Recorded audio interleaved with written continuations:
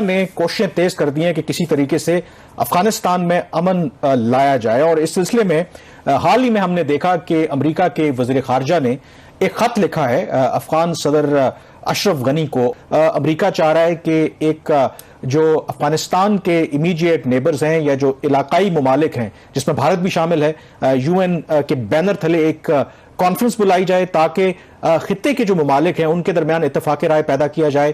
اور ایک اور جو اس کے اندر امپورٹنٹ چیز ہے وہ ہے پاکستان اور بھارت۔ ہاں وہ بہت زیادہ امپورٹنٹ ہے، کیونکہ امریکہ چاہ رہا ہے کہ یہ جو یو این کی کانفرنس ہے اس میں بھارت کو دعوت دی جائے۔ پاکستان نے پبلکلی اس کے اوپر کنسرن شو کیا ہے کہ بھارت کیونکہ ایک سپوائلر ہے اور بھارت کیونکہ اس کا بارڈر بھی افغانستان کے ساتھ نہیں لگتا، تو بھارت کا کوئی امن کے عمل میں کردار نہیں بنتا۔ لگتا نہیں آپ کو کہ پاکستان پھر کمپرومائز کر لے گا، جس طرح ہم نے کشمیر کے ایشو کے اوپر ان سے دوستی کرنے کی بات کی؟ کمپرومائز کرے یا نہ کرے، میرے خیال میں جو امپورٹنٹ اس کے اندر فیکٹر ہے کہ ہم جو بھی کنسرن شو کر رہے ہیں، لگتا نہیں ہے کہ امریکہ اس کو مانے گا۔ امریکہ سمجھتا ہے کہ بھارت کا وہاں پر ایک کردار ہے۔ اب پاکستان کو یہ فیصلہ کرنا ہے کہ ہم کیا اس کے اوپر اعتراض لگائیں۔ ظاہر ہے کہ جو ہماری مجبوریاں ہیں، کیونکہ ہمارے خطے میں اور ہمارے ہمسائے میں یہ سارا کچھ افغانستان کا معاملہ ہے، تو بدقسمتی یہ ہے کہ ہم نے ماضی میں جو پالیسیاں اختیار کی، ہم نے اپنے آپ کو خود اس معاملے میں اس حد تک الجھا لیا کہ جس سے ہم اپنا پاؤں نکال نہیں سکے۔ آج تک کوشش کے باوجود ہم نہیں نکال سکے۔ ہم نے اس تمام عرصے میں مہاجرین سے لے کے دہشت گردوں تک تمام کو ہم نے یہاں پہ، اور جن کو مجاہدین کہا جاتا ہے ان سب کو ہم نے یہاں پہ راستہ دیا، پناہ دی، وہ یہاں آ کے بیٹھ گئے۔ مہاجرین ہمارے دوست بھی ہیں، ہمارے مہمان بھی ہیں، لیکن وہ بعد میں جب پتہ چلتا ہے تو وہ پاکستان کے بارے میں تعصب کا اظہار اسی طرح سے کرتے ہیں جیسے کوئی دوسرا افغان کرتا ہے۔ یہ بڑی بدقسمتی کی بات ہے۔ اور جن لوگوں کو وہ مجاہدین کہتے تھے، ہم نے ان کو پناہ دی تو ان کو انہوں نے دہشت گرد کہنا شروع کر دیا، اور وہ دہشت گرد جن کو وہ کہتے تھے وہ ظاہر ہے کہ ہمارے ہی علاقوں میں ادھر رہ رہے تھے مجاہدین کے نام پہ، تو اس لیے ہم پھر کمزور ہیں، اس لیے اپنی بات منوا نہیں سکے کہ بھئی یہ کل کے مجاہدین تھے جن کو تم دہشت گرد کہہ رہے ہو۔ یہ امریکہ کی یا کسی بھی طاقتور ریاست کی ایک بدماشی ہوتی ہے جو انہوں نے پاکستان کے ساتھ بھی کی۔ یہ ہم سلوک جو ہے وہ برداشت ہمیں کرنا پڑے گا، کر رہے ہیں، اور امید ہے کہ جلدی شاید ہو سکتا ہے کہ اگر افغان مسئلہ جو ہے سلجھ جاتا ہے تو ہم اس سے تھوڑی بہت نجات حاصل کر لیں۔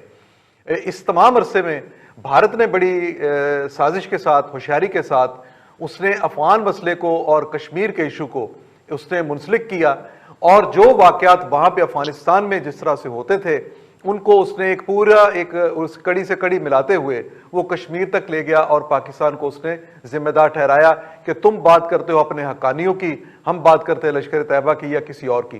یہاں سے ہمارا ایف اے ٹی ایف بھی شروع ہوا جس میں ہمارے لیے نئے مسائل جو ہے وہ پیدا ہوئے۔ لیکن اب میرا یہ خیال ہے کہ یہ ساری چیزیں آہستہ آہستہ اپنے انجام کی طرف پہنچ رہی ہیں۔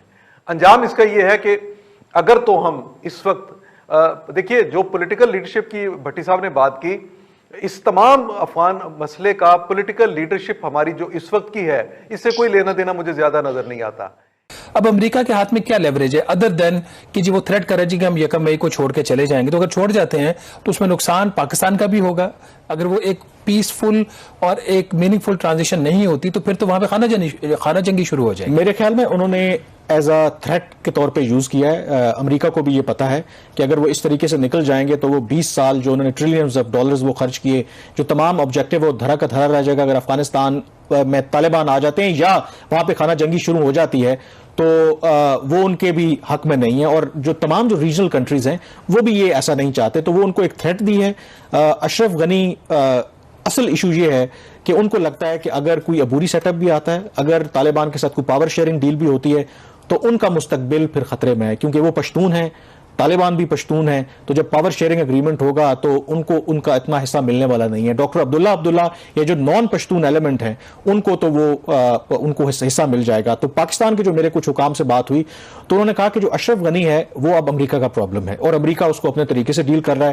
جو ہمارا کردار ہے کہ ہم نے طالبان کو کس طریقے سے کنونس کرنا ہے کہ وہ اپنے رویے میں لچک پیدا کرے، اس کے اوپر بات ہو رہی ہے۔ لیکن اس کے اندر ایک اور جو امپورٹنٹ پہلو ہے نا، افغانستان کا جو پیس پروسیس ہے اس کے کئی فیسٹس ہیں۔ ایک کہ انٹرا افغان ڈائلاگ سکسیسفل ہو، امریکہ اور طالبان کے درمیان معاہدہ ہو، پھر جو ریجنل جو پلیئرز ہیں ان کے درمیان بھی معاہدہ ہونا بہت ضروری ہے، اور سب سے بڑھ کر پاکستان اور افغانستان کے درمیان بھی آپ کو پتا ہے کہ بہت سے ایشوز ہیں۔ ایک ڈیولپمنٹ بھی ہوئی ہے، وہ کیا ہے؟ وہ اگر تھوڑا سا وہ ڈیولپمنٹ اس لیے امپورٹنٹ ہے کہ دیکھیں پاکستان اور افغانستان کے درمیان ایک ٹرسٹ ڈیفیسٹ کا ایشو ہے۔ افغانستان کے اندر جو ایلیمنٹس ہیں، گورنمنٹ کے اندر بھی لوگ شامل ہیں، وہ سمجھتے ہیں کہ ہم طالبان کو آج بھی سپورٹ کرتے ہیں۔